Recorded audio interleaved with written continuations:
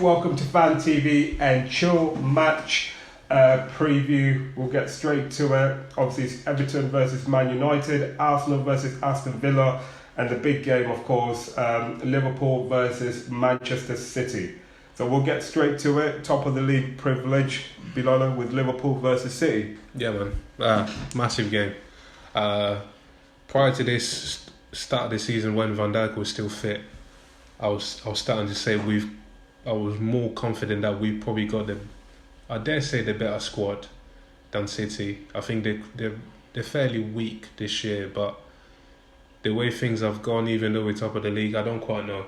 I'll be curious to know what other people's opinions are, but anyway, I always pay respect to City, innit, because they're just an incredible team, incredible manager, but they've got their fundings and they've got more resources, so you expect them to have a good team anyway. Starting lineup, we don't quite know. Obviously, we know we don't quite know about the front three as well, because I'm like, obviously Mane and Salah play, Alisson plays, the fullback play, and then Gomez most likely plays. So then it's like, who else is going to fit in those gaps, in those pockets? We know our captain has got to play that game, so Henderson is going to play in midfield. Ronaldo most likely will play because, he's a big end player. But then, I think there's like 3 spots now in that team. So there's a centre-half, there's the central midfielder, then there's obviously the man at top. For me, at the moment, I'm going with Paul Jota in. Give Firmino a break. I think it'll be good for him. Maybe just to try to fight for his place again.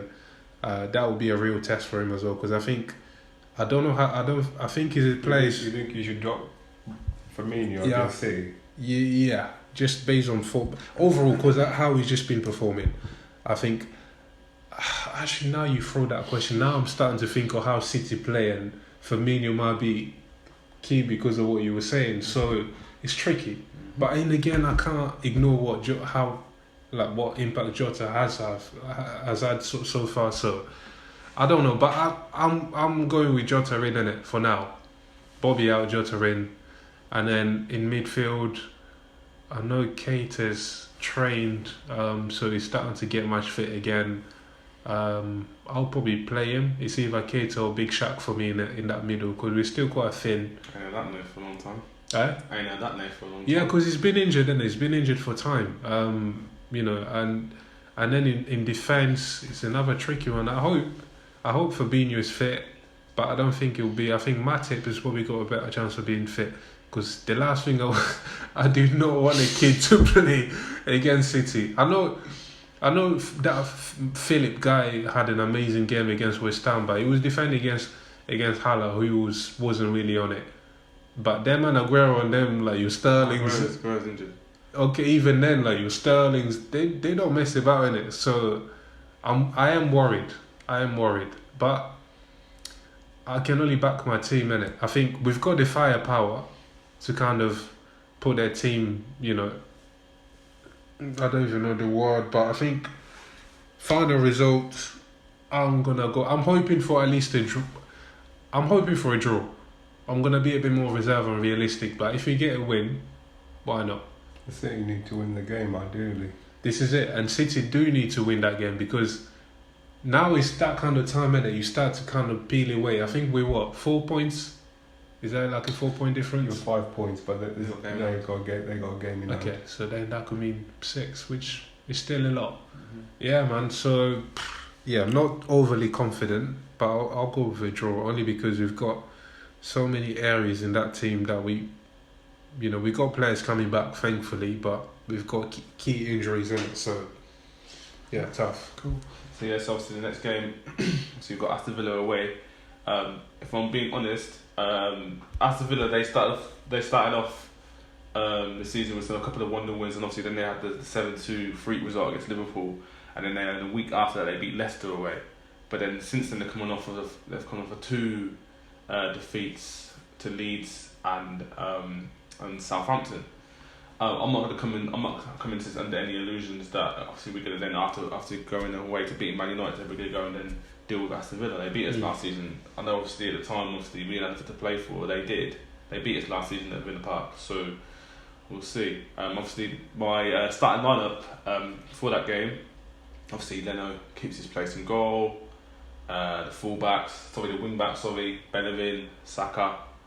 In centre backs, obviously, Gabriel keeps his place. Holding, depending on, he had a bit of cramp in the game. I'm not too sure if it was cramp or whatever. Holding, Gabriel and who else have I played? Holding, Gabriel and Mustafi. No, he didn't play.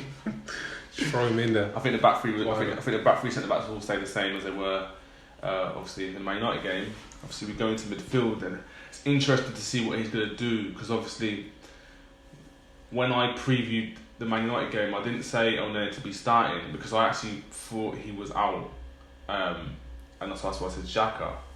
But Xhaka then played it in the midweek in the Europa League, so I'm assuming that Xhaka will then again play it in midweek in the Europa League. So then possibly might go for Ceballos alongside Partey, just so we got a little bit of more creativity, because obviously we can't expect to play a withdrawn style of play against Aston Villa, considering that we have better players than them. So it might be a different kind of ethos. So then you can't then go with two holding. But like I said, Elneny and Partey did play well in a kind of a driving force forward. So it's a bit of a conundrum. But if I personally would go for Partey and Ceballos, then obviously the front three. I was surprised to see Willian playing, because Willian didn't. To be fair, Willian didn't even. I wouldn't even say that he played well against Man United, but he played okay. But Pepe, it's a bit of the problem that I have with Pepe and Willian is both of them are not. None of them are grasping the position. So weeks on weeks, I'm going Pepe, then Willian, then Pepe, then, because none of them have grasped the position. So I don't know. So we'll see on that one. If I was going to choose, only because Willian was part of the team, the starting line that beat Man United, I'm just going with him. He kind of gets it by default for me. And obviously Aubameyang on the left hand side, Lacazette. I forgot to say, there was one chance he had in the Man United game where I think Lindelof just took it away from him in the box and he kind of swiped at it. That was probably his only chance that he had in the game. But I don't know, he was disappointed when he got subbed off in the game. I personally feel like maybe, depending on who plays against Mulder in the Europa League, he would go with the opposite. So if Lacazette plays against Mulder, then Nketiah starts. If I personally, I'll probably go for Nketiah for this game, just to give Lacazette a bit of something to think about and to try to get his mind on the form they had early on. Yeah. So that's my starting lineup. Obviously, predictions for the game, I'd say. I'm not going to sit here and say I think we're gonna win easily, but I do expect to win. If I'm going to be honest, I'm going to go for a 2-1 win to the Arsenal. That's my. Remember, once upon a time I was confident too. Guess what happened? Against who? That's a Villa. Oh right. Cool. So Everton it. versus Manchester United. Starting lineup: De Gea in goal, Wan-Bissaka. Lindelof has actually had a couple of good games, and he's looking a lot much fit and aware now. So I've been impressed with him the last few games. So I've given him the starting lineup against Everton, and then Maguire, then left back Luke Shaw. In midfield, for this game, I feel like we should start Matic, defensive midfielder, and. I really think in the middle of the pack. He should just he should just play Rashford and Bruno. Play Rashford up front and then just play Bruno behind Rashford, and then just play Pogba behind Bruno with Matic just as a holding midfielder. On the left side, I think he should start Donny. He deserves a start, considering how shit we've been in other games. I think you should definitely give him a start on that left hand side of the pitch, and then on the right hand side, I think really he needs to. On the right hand side.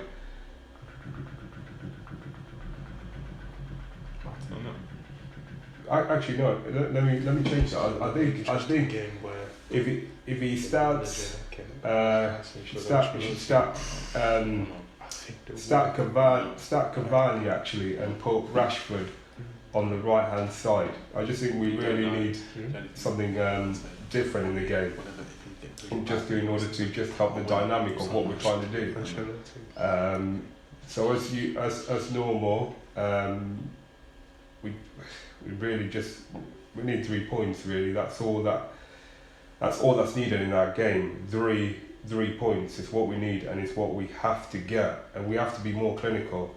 If we get chances, we have to be clinical in the game. I'd call it a 2. I think we can win. I'd call it a 2-1 win to United. But we'll wait and see what team Ollie starts. But he has to make changes, and those changes have to be impacting. Like, if players are not performing, they need to be benched. It doesn't matter who you are, and he needs to do it. He needs to give other players on the bench a chance, because we need to change it. But yeah, as usual, please follow the channel, subscribe, share, and leave as many comments as you want. Until next week, thank you very much again for watching, and yeah, keep safe.